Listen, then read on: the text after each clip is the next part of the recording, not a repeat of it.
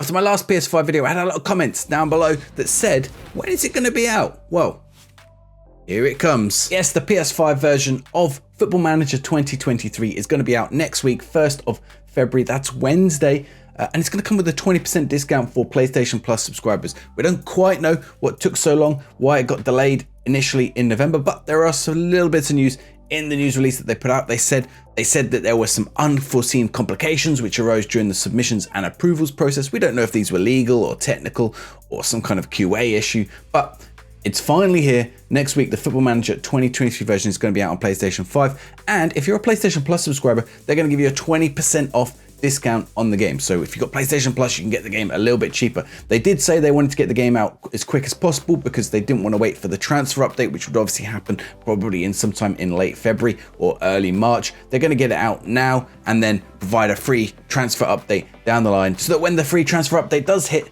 you're finally going to be able to play with Cody Gakpo at Liverpool. Now, if you're wondering what the difference between the PS5 version and the PC version is, I'll provide a handy link down in the description below, but some of the basics over why it's a little bit more of a simplified and streamlined version. They have what's called a streamlined responsibility, so you don't have as much control over things like training and scouting. Scouting is still there, but you're not deciding every little intricate detail to do with where your scouts go and what they look at. It's optimized for the device and platform, so you can only play with 10 leagues loaded at once and 50,000 players. Still a significant number. Most Football Manager players aren't going to play with that many anyway.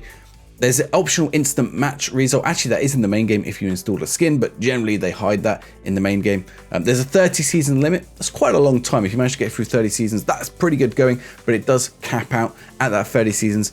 And it does include a challenge mode, which you don't get in regular Football Managers. That's something that maybe we'll be looking at on this channel. It still has the same number of playable leagues and playable nations as the full game, and it still has the online play, the draft mode, and the versus mode. The speed of the game is actually a little bit quicker than probably most people's PCs as well if you're running it on PlayStation 5 or if you've got the Xbox One version that is already out. So let me know if you're going to pick up the PlayStation 5 version now. If you're interested in finding out more about Football Manager and teams perhaps you could start your save with, why not check out this video I did on teams in Italy you could start your save with.